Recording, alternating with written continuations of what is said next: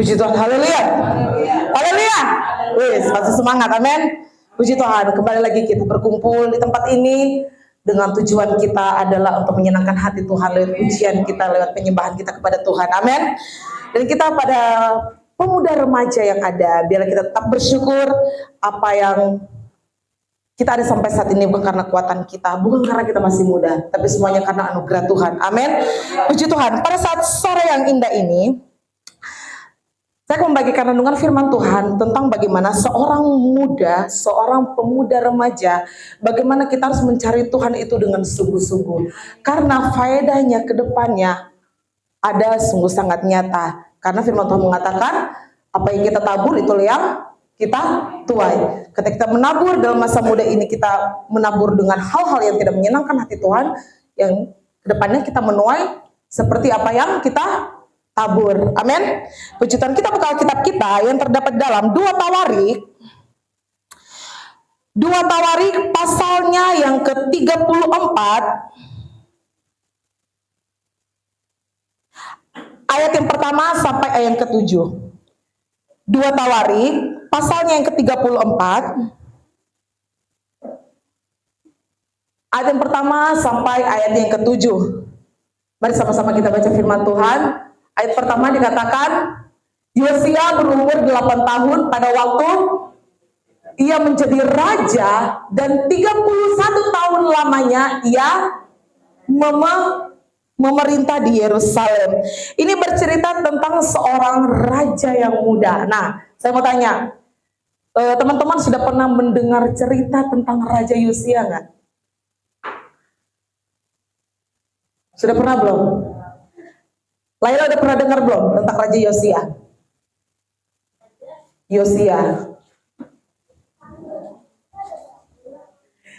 Di dalam firman Tuhan, raja ini adalah raja yang saleh, raja yang takut akan Tuhan. Artinya kalau misalnya sudah dikatakan dalam firman Tuhan, raja yang saleh berarti dia adalah anak yang baik.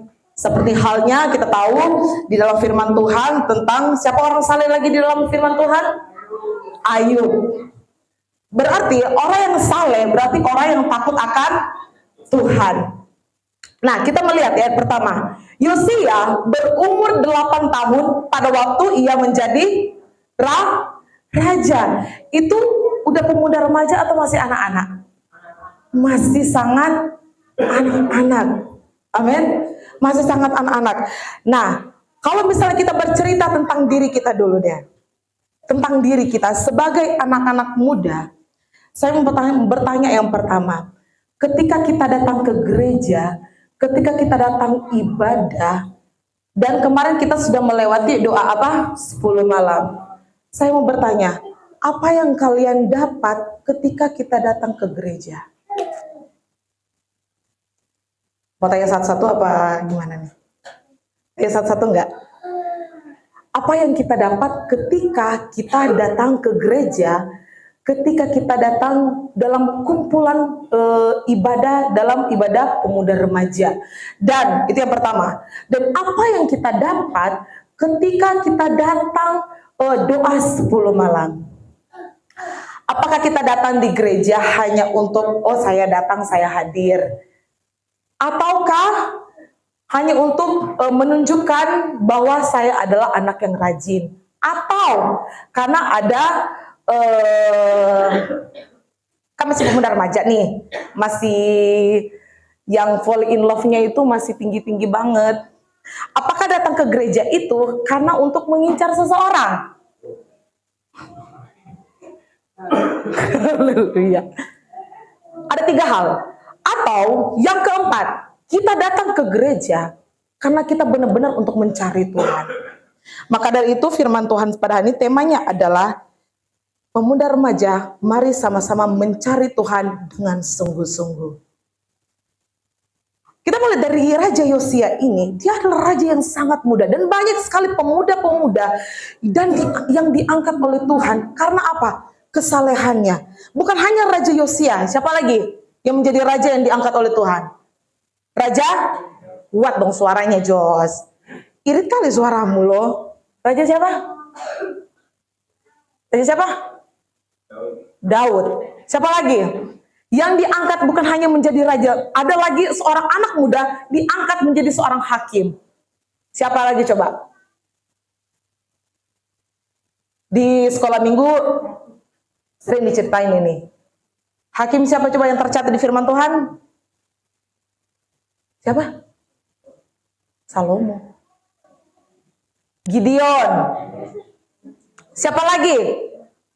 Anak-anak muda yang diangkat oleh Tuhan. Dan ada lagi anak muda yang diangkat oleh Tuhan karena dia dengan penuh Roh Kudus, sehingga dia menjadi anak muda yang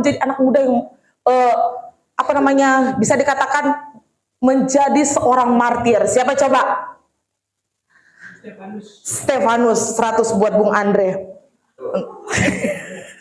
Nanti dapat hadiah tanggal 7 ya dari Pagem Bugem. Jadi hal yang harus kita petik dalam cerita ini adalah ketika kita menginginkan kesuksesan untuk di masa depan kita, kita harus menabur dengan hal yang baik. Ketika kita datang di tempat ini, ketika kita datang di suatu peribadatan, bukan karena sesuatu hal yang something, bukan karena mengejar cintanya asik, bukan karena menampilkan sesuatu hal, saya ini adalah anak orang kaya, saya ini adalah anak yang ganteng atau cantik, atau karena saya suka sama dia makanya saya rajin, atau karena saya berpacaran dengan dia makanya saya datang ibadah. Tetapi hal yang harus kita membuat pikiran kita itu adalah kita datang ke gereja itu adalah satu tujuan kita untuk menyenangkan siapa? Hati Tuhan, bukan hati. Itu nomor 2.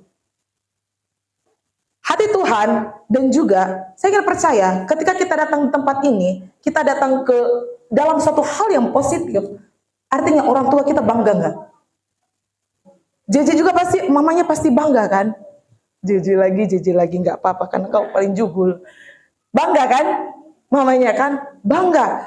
Vanes aja. Padahal kalau misalnya mau dihitung, tahu ya Vanes dengan mamanya berbeda. Mamanya seorang Katolik dan Vanes seorang anak GPDI. Mamanya bangga nggak? Sangat bangga, apalagi anaknya pelayanan. Tristan pun bangga nggak Tante Melda? Bangga, amin. Bangga. Kok ragu-ragu dia? Laila pun pasti orang tuanya sangat bangga ketika anaknya pelayanan di tempat ini. Maka dari itu, makanya saya bilang, seperti temanya adalah mari kita mencari Tuhan dengan sungguh-sungguh. Di Matius mengatakan bahwa ketika kita mencari kerajaan sorga, ketika kita mementingkan kerajaan yang di atas bukan yang di bawah, semuanya akan ditambahkan kepada kita. Ditambahkan apa aja? Kesuksesan di masa depan kita akan dapat. Kali ini kan masih pemuda, mendapatkan jodoh yang glowing pasti dapat lah itu, nggak mungkin enggak. Lihat saya dapat glowing banget kan, orang Ambon, Ambon pride. Kalau saya bilang dulu Bung Andre Bika Ambon, karena Ambon Medan kan, jadi Bika Ambon. Jadi apa yang kita tabur, kita harus menabur yang hal-hal yang baik sejak, bukan karena kita aku kan masih muda, jadi nggak apa-apa lah, aduhai dulu. Maka kita harus membuat mindset kita itu bagaimana kita mencari yang namanya kepentingan sorgawi, bukan hal-hal yang duniawi. Ketika kita mementingkan hal-hal surgawi, semuanya akan ditambahkan dalam setiap kehidupan kita sebagai pemuda remaja yang ada. Dalam kita melayani pekerjaan Tuhan, tidak sedikit rintangan, benar gak? Banyak tantangan yang kita hadapi. Tetapi, saya dengarkan khotbah dari Pak Gem tadi, bahwa semuanya itu tidak mudah. Orang pendahulu kita juga mereka melewati masa-masa yang namanya melayani Tuhan itu bukan hal-hal yang sangat mudah. Kenapa kita dibuat sepertinya Tuhan itu jahat banget sih sama kita? Semuanya itu agar supaya kita tidak terlalu di dalam zona yang nyaman. Coba deh, kalau misalnya kita di dalam rumah deh, dalam rumah itu kan digambarkan adalah kenyamanan kita ya. Apalagi di mana coba? Di tempat tidur itu sangat pewek banget. Kalau udah bles pasti udah langsung tidur, itu nyaman gak? Apalagi kalau misalnya cewek-cewek pasti langsung pewek, langsung mager gitu ya. Sesuatu hal yang kenyamanan sehingga pertumbuhan rohani kita tidak tidak bertumbuh, sehingga kita datang ke gereja, kita hanya datang ke gereja hanya seperti ketika ke sekolah, hanya ngabsen. Contoh, yang hadir saat ini Joshua, Joshua lagi, pasti langsung angkat tangan, absen, abis itu bolos. Gak, Joshua gak kayak gitu, Joshua baik. Joshua anak baik. Jangan seperti kita melakukan apa yang seperti hal-hal dunia ini bangga kita, melihat kita dengan hal tingkat-tingkat kita yang mengecewakan hati siapa? Hati itu Tuhan. Makanya saya mau bertanya, gak apa-apa jawab dalam hati sendiri. Ketika kita datang di tempat ini, ada sesuatu hal gak yang mengubah hidupmu ketika kita keluar di tempat ini selesai ibadah? Atau ketika kita datang di tempat ini, ada nggak kita merasakan yang namanya urapan itu? Atau kita datang di tempat ini, kita sok-sok sungguh-sungguh agar supaya dilihat orang, agar supaya dilihat yang di samping kita. Kita tidak pernah memandang dia. Teman-teman, kita belajarlah untuk bagaimana menabur hal-hal yang baik, menabur hal-hal yang membanggakan hati Tuhan, agar supaya kita seperti pemuda-pemuda yang tercatat di dalam firman Tuhan. Jangan sampai kita menjadi seorang pemuda yang dicatat sebagai orang anak badung, yang tercatat sebagai anak yang susah dibilangin. Jangan sampai kita menjadi anak muda dicatat sebagai, oh si ini dia terkenal begini, dia terkenal mencuri. Seperti kesaksian tadi ya, cerita tadi, kesaksian tadi. Terkenal di komplek itu dia seorang anak muda. Bayangin masih anak muda, masih umur berapa? 16 tahun sudah suka mencuri. Terkenal di situ, ternyata dia suka mencuri LPG, suka mencuri, saya nggak tahu lah. Jangan sampai kita menjadi seorang terkenal yang sisi negatif. Tidak ada yang namanya positif. Kita terkenal yang namanya hal-hal yang apa namanya? Yang bukan yang membanggakan Tuhan, yang bukan membanggakan orang tua kita. Tetapi satu tujuan kita di tempat ini adalah bagaimana kita harus mencari Tuhan itu. Kita cari wajah Tuhan. Wajah Tuhan itu seperti apa sih tante? Ya saya juga nggak tahu. Maka dari itu kita datang di tempat ini dengan sungguh. Kita kejar dia. Kita kejar Tuhan itu dalam hidup kita. Amin. Raja Daud, dia tidak tahu kehidupannya menjadi seorang raja. Ketika Samuel diperintahkan Tuhan bahwa dia harus mencari seorang raja untuk memimpin bangsa Israel, dia datanglah ke orang tuanya. Siapa namanya? Bapaknya Daud. Bukan Andre. Siapa? Siapa namanya Bapak Daud? Isai. Raja Samuel datang nih. Yang kumpul itu Daud atau kakak-kakaknya? Kakak-kakaknya dulu. Daud dianggap nggak pada saat itu? Tidak. Dia tidak dianggap. Pada saat itu ketika Samuel datang, Daud berada di mana? Di kebun, lagi gembalakan domba-dombanya. Sesuatu hal yang akan mengubah kita ketika kita setia dalam perkara hal yang kecil, teman-teman. Maka dari itu mari kita sungguh-sungguh untuk mencari Tuhan agar supaya semuanya ditambahkan oleh kita. Karena kita tidak tahu hari-hari yang akan datang, hari-hari yang akan menimpa kita. Benar? Kita tidak tahu. Makanya kita ini selangkah dengan maut. Kita tidak pernah tahu umur kita itu sampai di mana. Jangan pernah kita menganggap bahwa diri kita ini masih muda dan hal-hal itu belum tentu menimpa kita. Kita buka Alkitab kita yang terdapat di dalam Pengkhotbah pasal yang ke-12. Pengkhotbah pasal yang ke-12 ayatnya yang pertama. Coba yang sudah dapatkan coba baca. Bangkit berdiri. Pengkhotbah pasal 12 ayat yang pertama. Panes berdiri.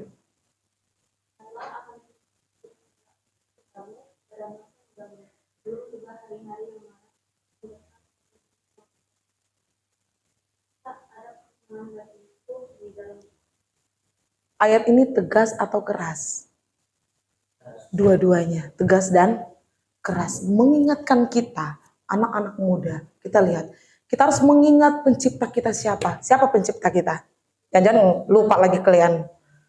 Tuhan Yesus. Firman Tuhan mengatakan, ingatlah akan penciptamu pada masa tua. Tidak kan? Masa muda. Sebelum tiba hari-hari yang malang. Kita tidak tahu apa yang akan terjadi di sejam kemudian, di 2 jam kemudian, di 3 jam kemudian, bahkan di 1 detik kemudian. Kita tidak tahu hal-hal apa yang akan terjadi kepada kita ketika kita masih berleha-leha dalam masa muda kita, bahwa kita mengandalkan diri kita bahwa kehidupan saya masihlah lama. Kehidupan saya tidak ada penyakit, saya tidak ada ini, masih lama lah, tidak akan terjadi sesuatu hal sama hidup saya. Makanya saya ingat, mari sama-sama kita semua bahwa mencari Tuhan dengan sungguh-sungguh. Jangan ketika kita datang di tempat ini, kita hanya menyanyikan puji-pujian dengan hanya menyanyikan saja, tidak merasakan yang namanya hadirat Tuhan. Saya mau tanya, sudah pernah belum kalian merasakan hadirat Tuhan ketika kalian datang beribadah? Sudah belum? Sudah belum kalian merasakan ketika datang di hadirat Tuhan, itu mau bernyanyi saja itu tidak sanggup. Mau menaikkan pujian aja baru di dalam hati itu rasanya berat dan sudah tidak sanggup, kita hanya ingin menyembah Tuhan. Saya mau tanya, sudah pernah belum? Dorong kehidupan kita, teman-teman. Kita harus merasakan itu. Jangan sampai di masa muda kita tidak pernah merasakan hal itu. Kita tidak merasakan yang namanya urapan. Kita tidak pernah merasakan yang namanya hadirat Tuhan dalam hidup kita. Jangan hanya kita merasakan bahwa yang terpenting hidup saya adalah main gadget, atau apalagi anak-anak muda, main game, apalagi nongkrong. Teman-teman, ada satu saya lihat di TikTok. Saya yakin kalian sudah tahu siapa orangnya. Dia mengatakan begini, siasat iblis membuat hari libur agar supaya dalam hari libur itu kita melupakan Tuhan dan kita asik sendiri karena hari libur. Hati-hati, apalagi kita masa muda, hal-hal yang labil itu masih ada dalam hidup kita. Sesuatu hal yang labil membuat kita goyah di hadapan Tuhan, maka dari itu carilah Tuhan dengan sungguh-sungguh. Amin. Melayanilah Tuhan dengan sungguh-sungguh. Sekalipun rasa-rasanya kita ingin mundur, tetap maju terus, pantang mundur. Amin. Raja Daud, ketika dia mengalami sesuatu hal yang seakan-akan membuat dia seakan-akan dia sudah benar-benar berdosa di mata Tuhan, dia mengubah hidupnya dengan datang bertobat di hadapan Tuhan. Dia tetap, Tuhan jangan ambil rohmu di dalamku. Dia tetap mencari wajah Tuhan. Dia tetap mencari urapan itu. Dia tetap harus dapatin yang namanya hadirat Tuhan itu. Maka dari itu Mazmur 23 dikatakan, nyanyian daripada seorang Raja Daud, Tuhan adalah gembalaku. Dia mengingat penciptanya. Dia mengingat bahwa Tuhan adalah gembalaku yang baik. Takkan kekurangan aku. Apalagi dia membaringkan aku di mana? Di padang rumput yang berumput hijau. Dia melegakan jiwaku. Maka dari itu renungan firman Tuhan pada hari Jumat, Yesus adalah sumber kehidupan. Dia adalah sumber segalanya, teman-teman. Ketika kalian galau, mungkin penat, mungkin melihat orang tua kita atau teman kita, yang harus kita lakukan adalah berdoa. Teman-teman, saya kesaksian sedikit. Mungkin sudah ada sebagian yang tahu masa muda, bukan hanya masa muda, masa kecil saya. Saya ceritakan kepada Bung Andre, saya baru dapat pemulihan itu, saya sekolah Alkitab. tetapi benar-benar sembuh dari semuanya ketika saya melayani di tempat ini. Lewat dorongan, lewat kasih Tuhan, lewat dorongan dari suami saya. Saya dulu sangat tidak percaya diri. Saya sudah mengatakan bahwa masa kecil saya pernah dibully. Saya tidak pede. Jadi saya kalau melihat orang itu benar-benar nggak pede. Jadi saya bilang ke saya dulu mental tempe. Ketika saya melihat teman-teman saya, pokoknya hal-hal yang saya masa kecil saya itu masa belia saya itu, saya katakan saya tidak pernah merasakan yang namanya hal-hal yang baik dalam hidup saya. Tetapi puji Tuhan ya, sekalipun saya dikelilingi orang pada saat itu yang memanfaatkan saya pada saat itu, saya melihat pada saat sekarang ini bagaimana ternyata itu adalah proses Tuhan agar supaya kuat melayani Tuhan. Memang saya dari dulu saya tinggal di pastori. Tinggal di pastori itu apalagi kalau misalnya maaf ya Om. Kamu orang Chinese. Udah itu tante saya ini dulu namanya ibu-ibu ya, cerewet. Jadi saya tinggal dengan tante karena tante saya ini menikah dengan anak gembala. Jadi kita itu tinggal di satu atap. Bagaimana saya cerita kepada Bung Andre? Ternyata ada sesuatu hal Tuhan izinkan dalam kehidupan saya dulu agar supaya saya benar-benar kuat dalam melayani Tuhan. Saya tidak tahu bagaimana kedepannya saya. Apakah menjadi seorang gembala, saya tidak tahu. Untuk saat ini saya bilang ke Bung Andre sama Bu Gem juga belum ada yang namanya panggilan untuk menjadi seorang gembala, menjadi pengerja aja dulu saya bilang. Tapi ketika saya melihat bagaimana perjalanan saya dulu, perjalanan itu bukan hal-hal yang rata-rata aja. Saya menyakiti hati Tuhan, iya. Saya menduakan Tuhan, iya. Tapi itu bukan sesuatu hal kebanggaan dalam hidup saya. Yang menjadi kebanggaan saya adalah ketika saya bertobat, ternyata pada saat ini saya tetap melayani Tuhan.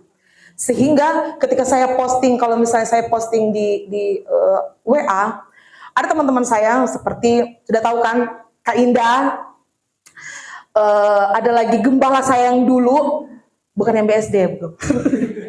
Yang di Rawamangun, namanya Pendeta Roy Rombot, dan Tante Lori namanya, dia pun melihatnya, saya, ketika mereka melihat anak yang mereka didik dulu, saat ini sudah menjadi, maksudnya diizinkan Tuhan lewat bukan cari muka ya.